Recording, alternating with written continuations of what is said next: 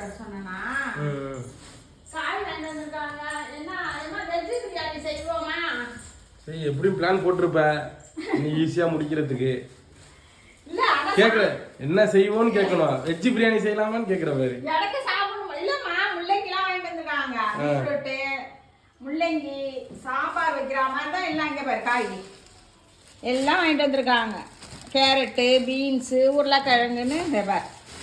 உனக்கு என்ன சொல்லு, என்ன பிடிக்குமோ செஞ்சு தரேன். அதான் சொல்லிட்டு வெஜ் பிரியாணி வெஜ் செய்வோமா?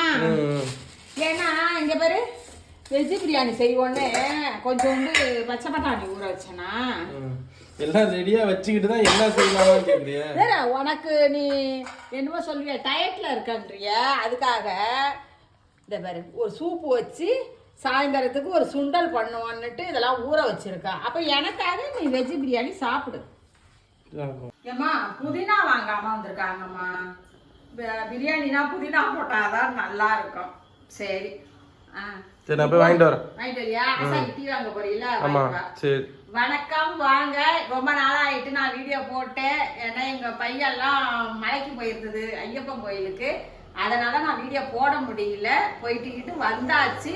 இப்போ நான் வீடியோ போட போறேன். இன்னைக்கு பாத்தீங்கன்னா வெஜ் பிரியாணி தான் இன்னைக்கு நான் செய்ய போறேன். அது ஈஸியான முறையில சட்டுன்னு அப்படியே செய்யற மாதிரி ஒரு பிரியாணி தான் செய்ய போறேன்.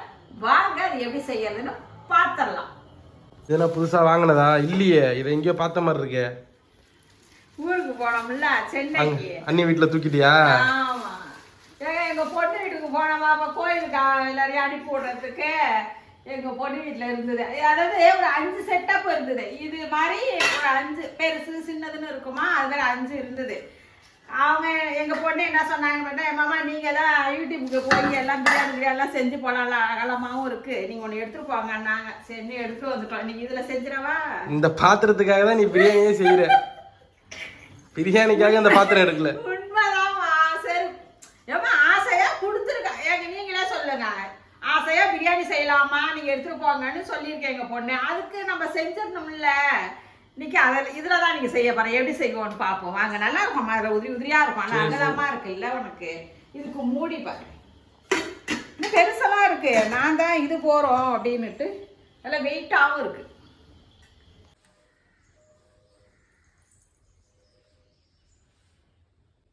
இப்போ நம்ம வெஜ் பிரியாணிக்கு எல்லாமே அரிஞ்சு நான் கட் பண்ணி வச்சுட்டேன். இதுக்கு இப்போ கொஞ்சம் எண்ணெய் சேர்த்துப்போம். எண்ணெயும் நெய்யும் சேர்த்து செய்யும்போது நல்லா வாசனையாக இருக்கும். நான் இப்போ கொஞ்சம் போது நெய் சேர்த்துக்கிறேன். இப்போ இதுக்கு பார்த்தீங்கன்னா பட்டை, லவங்கம், பட்டை, நட்சத்திர சோம்பு ஒரே ஒரு பூ தான் எடுத்திருக்கேன். துளியோண்டு கல்பாசி, இது கிராம்பு, 2 ஏலக்காய், கொஞ்சம் முந்திரி. இதை பல சேர்த்துரும். இப்போ நல்லா பொரிஞ்சிடுச்சு. நல்லா படார் படார்னு தெரிக்குது. இப்போ நான் ஒரு 2 வெங்காயம் இதை கட் பண்ணி நீல வாலில் சன்னமாக வச்சுருக்கேன். அதை சேர்த்துக்கோங்க. கொஞ்சம் நைஸாக கட் பண்ணி சேர்த்துக்குங்க. வெங்காயம் நல்லா இந்த அளவுக்கு கலர் மாறி எப்படி இருக்கு பாருங்கள். இந்த அளவுக்கு வதங்கணும். வதங்கினாதான் நல்லா இருக்கும் வாசனையாக. இதில் இஞ்சி பூண்டு பேஸ்ட்டு சேர்த்துக்குங்க. ஒரு 2 ஸ்பூன் அளவுக்கு சேர்த்துக்கணும். இது அப்படியே பச்சை வாசனை போகணும். ரெண்டாவது அப்படியே பாத்திரத்தில் அப்படியே பிடிக்கும். அப்படியே கலரி கொடுத்துக்கிட்டு இதில் 2 பச்சை மிளகா நான் அப்படியே லைட்டாக கீறிட்டு சேர்த்துருக்கேன். நீங்கள் ரொம்ப அப்படியே கட் பண்ணி சேர்த்தா காரம் இருக்கும். அதனால் அப்படியே லைட்டாக கீறியிருக்கேன் அந்த முனையை மட்டும்.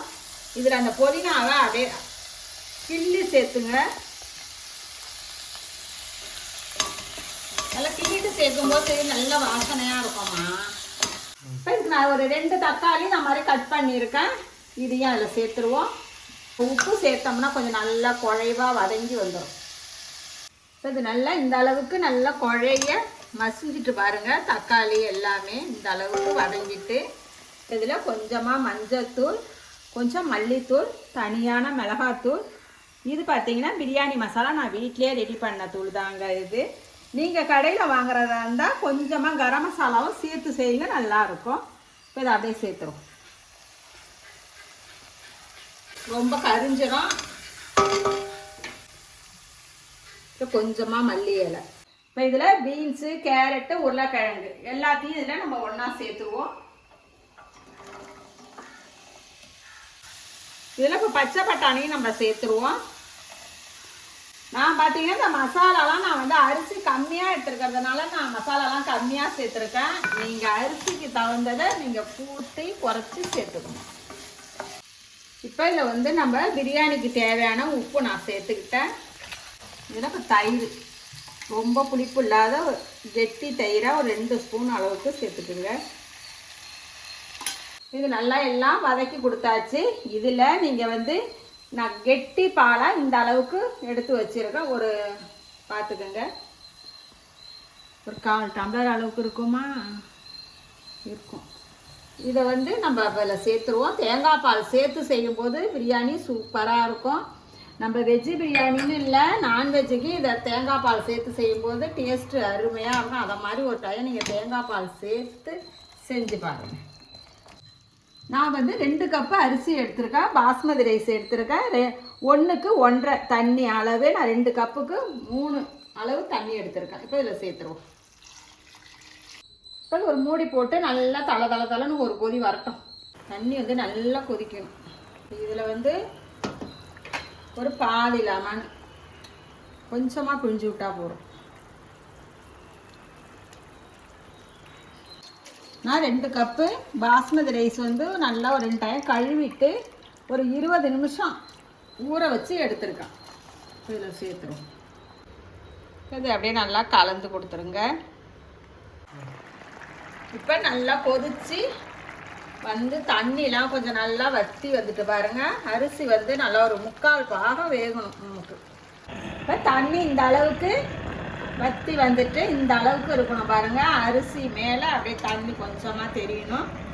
இது மேலேயே நம்ம வந்து இன்னும் கொஞ்சம் நெய் சேர்த்துப்போம், நல்லா வாசனையாக இருக்கும். இதில் கடைசியாக கொஞ்சமாக புதினா மல்லி.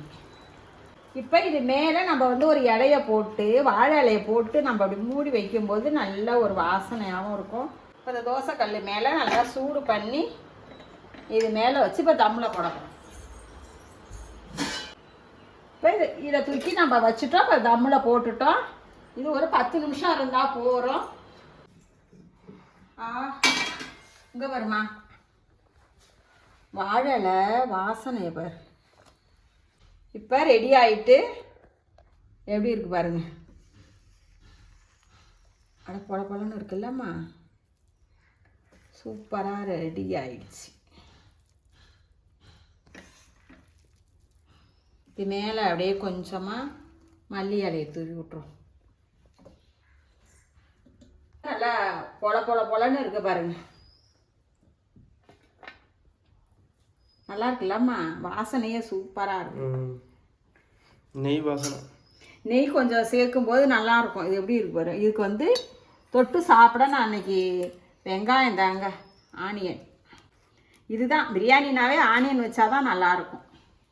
இன்னைக்கு நம்ம வீட்டில் இன்னைக்கு வெஜ்ஜு பிரியாணி ரெடி ஆகிடுச்சு. இது மாதிரி நீங்களும் ஒரு டைம் செஞ்சு பாருங்கள். செஞ்சு பார்த்துட்டு கமெண்டில் எப்படி இருக்குன்னு சொல்லுங்கள். ரசித்து சமைங்க, ருசித்து சாப்பிடுங்க. நாளை சந்திப்போம்.